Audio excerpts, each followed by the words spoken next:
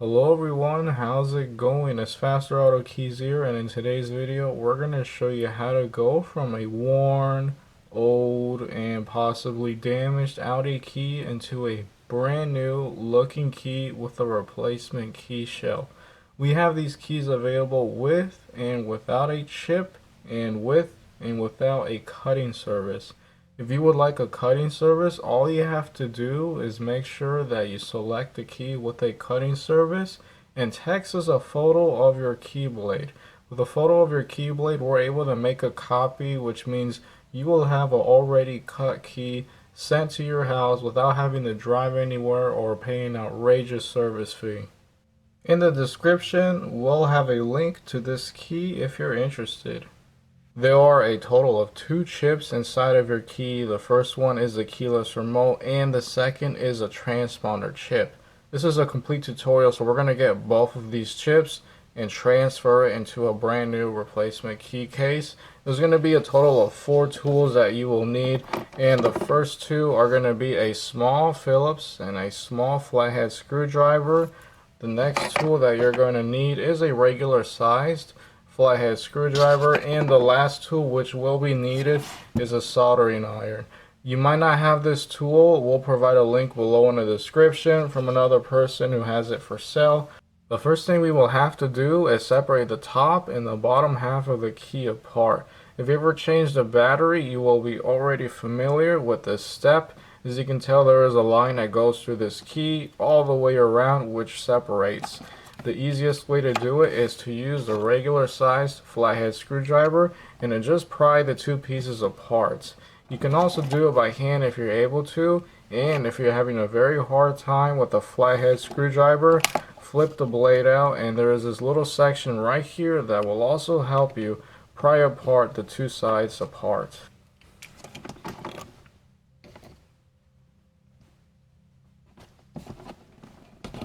There we go. This one was rather easy. As you can tell, I was able to separate the two halves with the flathead screwdriver. The next thing we're going to do is focus on the keyless remote, and this will also pry apart. There is a half that goes all the way from the side of the keyless remote. Again, if you've changed the battery, you will be already familiar with this step. What you can do is pry it apart with your hands like this. As you can tell, I was able to do it very easily, but if you have a very hard time doing it like that, you can also use the flathead screwdriver and right around here, go throughout the sides of the key until you have it separated. We now have the keyless remote completely open, and as you can tell, on the left side is a battery holder, which in this case is a CR2032 battery. If you open your key and you see two batteries, that will be two CR1616 batteries. We have both of those available for sale. There'll be an option if you're interested in purchasing from us where you select whether you have the single CR2032 battery or the two CR1616 batteries. We now have the keyless remote in place, and as you can tell, there are two brass pins holding it in place.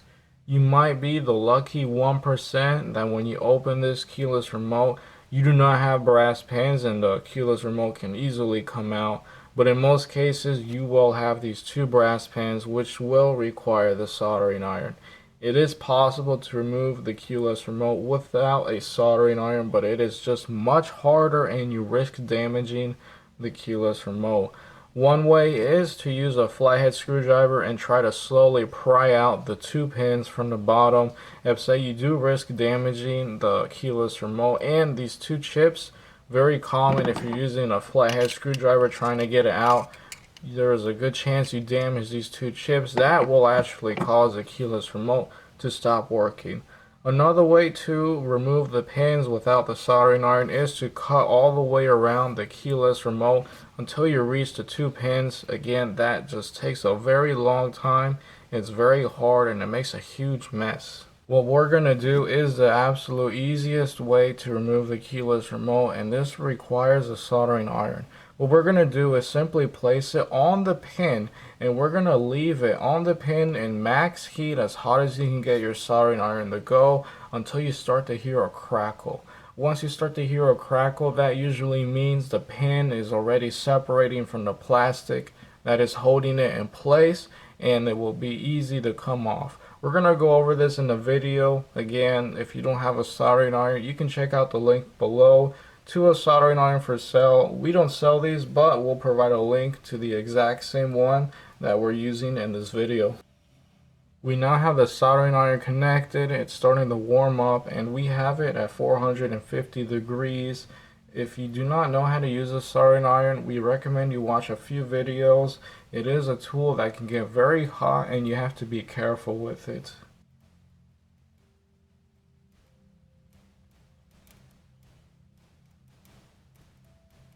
As you can tell, we can hear the cracking noises. We're going to go ahead and remove this one, and we're going to continue with the other pin and listen for the same noise. Alright, we can hear the cracking noises on this side. We're going to let it crack just a little more, and we're going to remove the soldering iron. Make sure you place the soldering iron in a way that it won't catch anything on fire. Oh, as you can tell, it just slid out, this pin. Look at that. That doesn't happen too often, but there we go. We now have one of them removed. Let's place the soldering iron away, and let's continue. Alright, let's see if the keyless remote will come out of its spot, and sometimes the case will still be hot, so you gotta be careful with that. Okay, we have one side that is out. Let's go on the other one.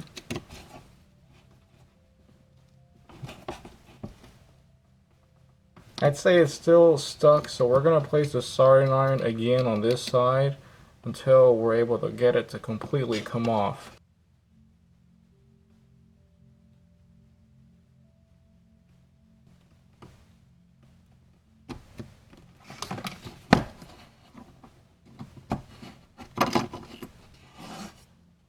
Alright, we now have the board out, although we still have the pins in place. What we're going to do now is simply use the soldering iron. We're going to put pressure on the pin, and we're going to push it out of its spots. It's a very easy thing to do.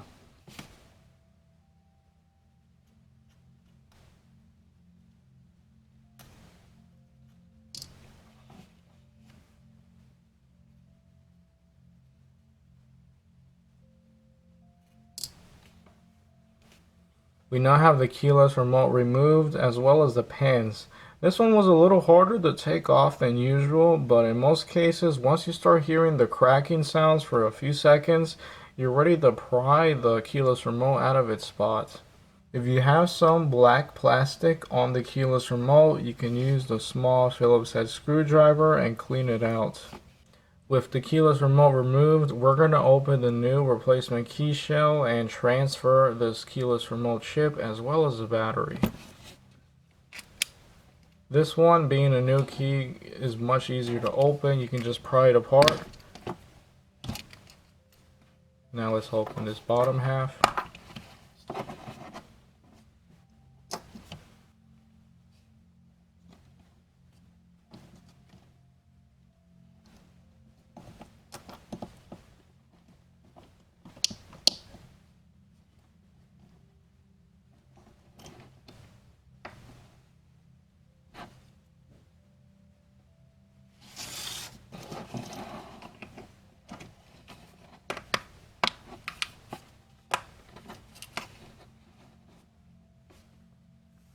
To verify everything works, we're going to test the key on a frequency tester.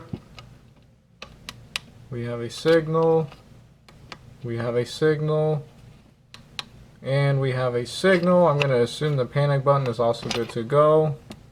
There we go. All 4 buttons work. We have successfully transferred the keyless remote and the battery over.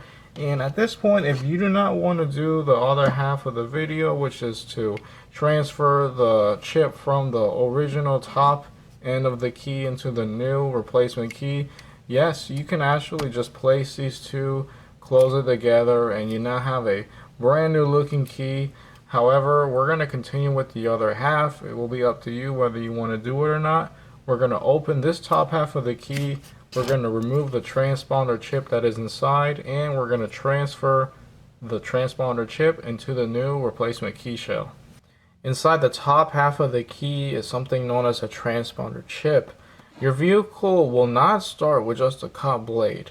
The ignition needs to detect a transponder chip inside, and it needs to be programmed to your vehicle.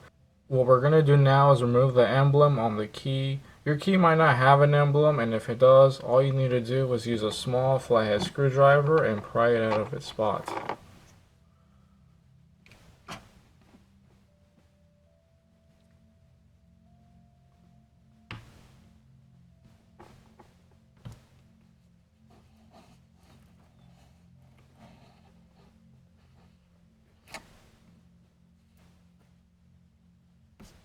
As you can see, I was able to remove the emblem.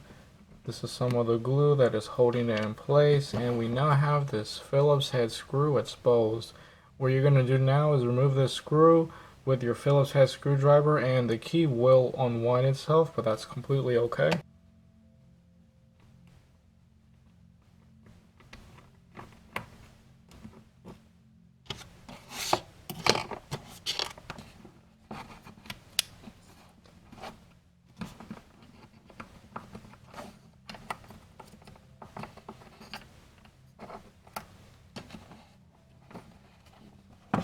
As you can see, the transponder chip is right here, and at this point you can use a flathead screwdriver to pry the transponder chip out of its place. There is glue holding it in place. You can use a hairdryer or a heat gun if you're having a hard time removing this chip, and you do have to be careful because this transponder chip is made out of glass and you do not want it to break. If you think this step is too hard for you, you can put everything back together and just put this top half with the bottom end of the new replacement key shell. We did apply some heat, and this allowed us to make a little opening right here, which will make the process of prying the transponder chip out of its place much easier at a much safer angle.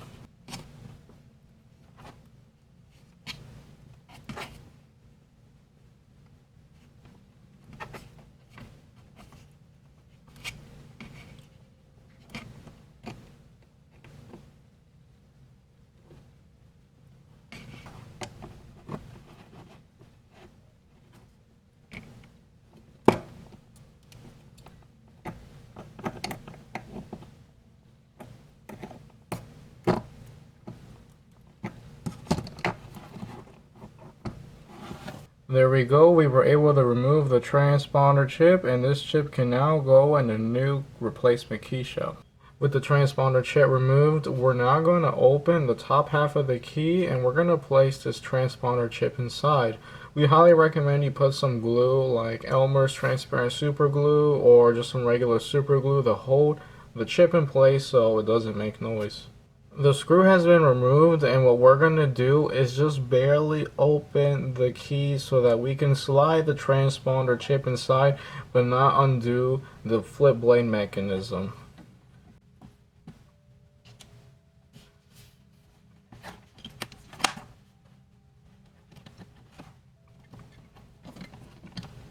As you can tell, we slightly opened the top half without releasing the spring mechanism. We're going to put some glue inside, and then we're going to put the transponder chip. Okay, we added some glue.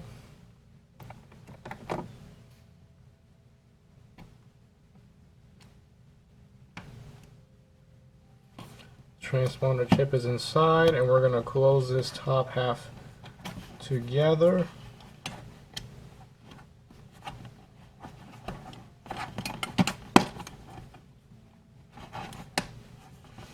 There we go, and now we're going to place the screw back.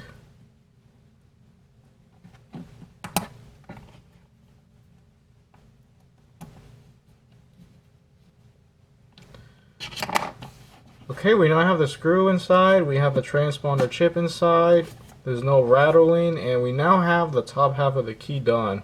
Now that both sides of the key are done, we're just going to simply go ahead and close it together. And we're officially done. We have a brand new looking key with your original keyless remote and transponder chip inside. All the buttons work, they feel great. The key looks new. This key will have a cutting service. If you're going to order without a cutting service, all you have to do is use your old key blade arm instead of the new one, and you should be good to go.